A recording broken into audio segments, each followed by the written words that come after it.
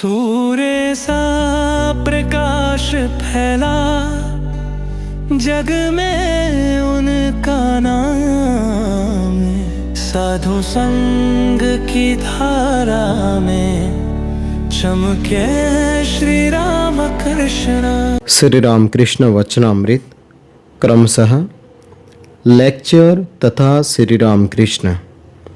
श्री रामकृष्ण अप्रसन्न होकर तुम्हारे कलकत्ते के आदमियों में यही एक धुन सवार है, सिर्फ लेक्चर देना और दूसरों को समझाना। अपने को कौन समझाए, इसका ठिकाना नहीं। अजी समझाने वाले तुम तो हो कौन? जिनका संसार है वे समझाएंगे। जिन्होंने सृष्टि रची है, सूर्य, चंद्र, मनुष्य, जीव जंतु बनाए हैं, जीव जंतुओं के भोजन के उपाय सोचे हैं, उनका पालन करने के लिए माता पिता बनाए हैं, माता पिता में स्नेह का संचार किया है, वे समझाएंगे। इतने उपाय तो उन्होंने किए और यह उपाय वे न करेंगे। अगर समझाने की ज़रूरत होगी तो वे समझाएंगे, क्योंकि वे अंतर्यामी हैं। यदि मिट्टी की मूर्ति पूजने में कोई भूल होगी तो क्या वे नहीं जानते कि पूजा उन्हीं की हो रही है? वे उसी पूजा से संतुष्ट होते हैं। इसके लिए तुम्हारा सिर क्यों धमक रहा है? तुम यह चेष्टा करो जिससे तुम्हें ज्ञान हो, भक्ति हो। अब शायद मास्टर का अहंकार बिल्कुल चूर्ण हो गया। वे सोचने लगे, ये जो कह रहे हैं वह ठीक ही तो है। मुझे दूसरों को समझाने की क्या ज़रूरत? क्या मैंने ईश्वर को जान लिया है या मुझ में उनके प्रति विशुद्ध भक्ति उत्पन्न हुई है? स्वयं के सोने के लिए जगह नहीं है और लोगों को न्योता दे रहे हैं। स्वयं को कुछ ज्ञान नहीं, अनुभव नहीं और दूसरों को समझाने चले हैं। वास्तव में कितनी लज्जा की बात है, कितनी हीन बुद्धि का काम है। क्या यह गणित, इतिहास या साहित्य है कि दूसरों को समझा दें? यह ईश्वरीय ज्ञान है। ये जो बातें कह रही हैं वे कैसे हृदय को स्पर्श कर रही हैं। श्री रामकृष्ण के साथ मास्टर का यही प्रथम और यही अंतिम तर्कवाद था। श्री रामकृष्ण, तुम मिट्टी की मूर्ति की पूजा की बात कहते थे। यदि मिट्टी ही की हो तो भी उस पूजा की ज़रूरत है। देखो, सब प्रकार की पूजाओं की योजना ईश्वर ने की है। जिनका यह संसार है उन्होंने ही यह सब किया है। जो जैसा अधिकारी है उसके लिए वैसा ही अनुष्ठान ईश्वर ने किया है।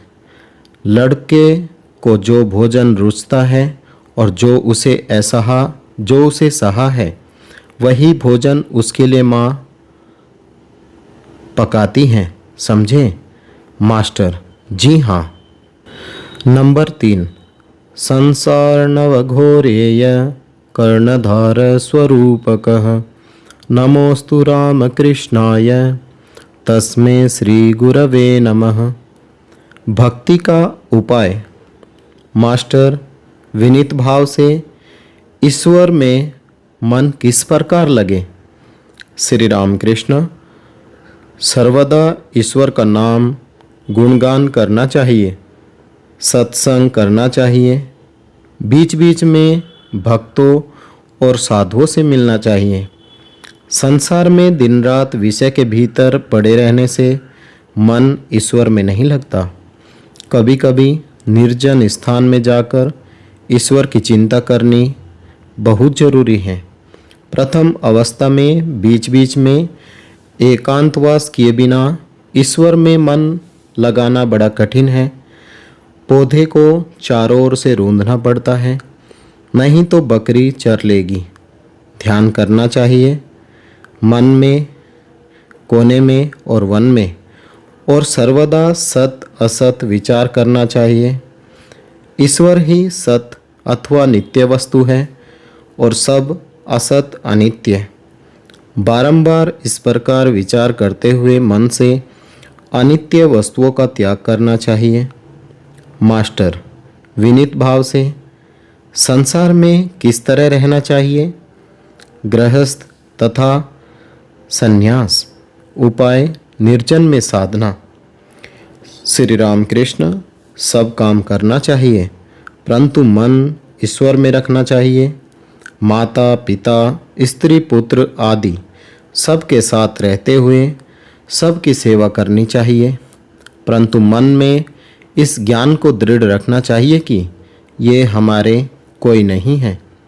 किसी धनी के घर की दासी उसके घर का कुल काम करती है किंतु उसका मन अपने गांव के घर पर लगा रहता है। मालिक के लड़कों का वह अपने लड़कों की तरह लालन पालन करती है। उन्हें मेरा मुन्ना मेरा राजा कहती हैं पर मन ही मन खूब जानती है कि ये मेरे कोई नहीं है। कछुआ रहता तो पानी में है पर उसका मन रहता है किनारे पर जहाँ उसके अंडे रखे हैं। संसार का काम करो पर मन ईश्वर में रखो। बिना भगवत भक्ति पाए यदि संसार में रहोगे तो दिनों दिन उलझनों में फंसते जाओगे और यहाँ तक फंस जाओगे कि फिर पिंड छुड़ाना कठिन होगा। रोग शोक ताप आदि से अधीर हो जाओगे। विषय चिंतन जितना ही करोगे आसक्ति भी उतनी ही अधिक बढ़ेगी। हाथों में तेल लगाकर कटहल काटना चाहिए नहीं तो हाथों में उसका दूध चिपक जाता है। भगवत भक्ति रूपी तेल हाथों में लगाकर संसार रूपी कटहल के लिए हाथ बढ़ाओ।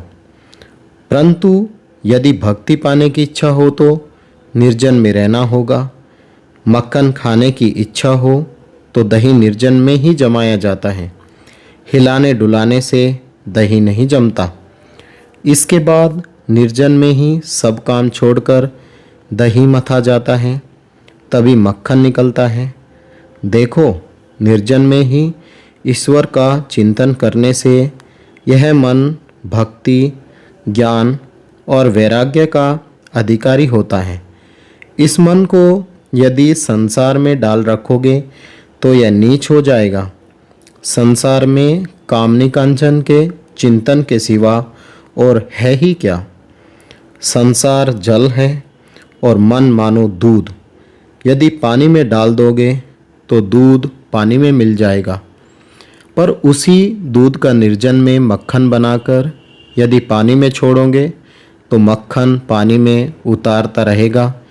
इस प्रकार निर्जन में साधना द्वारा ज्ञान भक्ति प्राप्त करके यदि संसार में रहोगे भी तो संसार से निर्लिप्त रहोगे। साथ ही साथ विचार भी खूब करना चाहिए। कामिनी और कांचन अनित्य है, एकमात्र ईश्वर ही सत्य है। रुपये से क्या मिलता है? रोटी दाल कपड़े रहने की जगह, बस यहीं तक। रुपये से ईश्वर नहीं मिलते तो रुपया जीवन का लक्ष्य नहीं हो सकता। इसी को विचार कहते हैं, समझे? मास्टर जी हाँ, अभी अभी मैंने प्रबोध चंद्रोदय नाटक पढ़ा है, उसमें वस्तु विचार है। श्री राम कृष्ण हाँ, वस्तु विचार। देखो रुपये में ही क्या है और सुंदरी की देह में भी क्या है। विचार करो, सुंदरी की देह में केवल हाड़ मांस चर्बी मलमूत्र यही सब है। ईश्वर को छोड़ इन्हीं वस्तुओं में मनुष्य मन क्यों लगाता है? क्यों वह ईश्वर को भूल जाता है? ईश्वर दर्शन के उपाय। मास्टर क्या ईश्वर के दर्शन हो सकते हैं? श्री राम कृष्ण हाँ, हो सकते हैं। बीच बीच में एकांतवास, उनका नाम गुणगान और वस्तु विचार करने से ईश्वर के दर्शन होते हैं। आज का पाठ यहीं तक, आगे का पाठ कल होगा। ॐ निरञ्जनं नित्यमनन्तरूपं भक्तानुकम्पाधृतविग्रहं वे ईशावतारं परमेशमीड्यं तं रामकृष्णं शिरसा नमामः। जय श्री राम कृष्ण।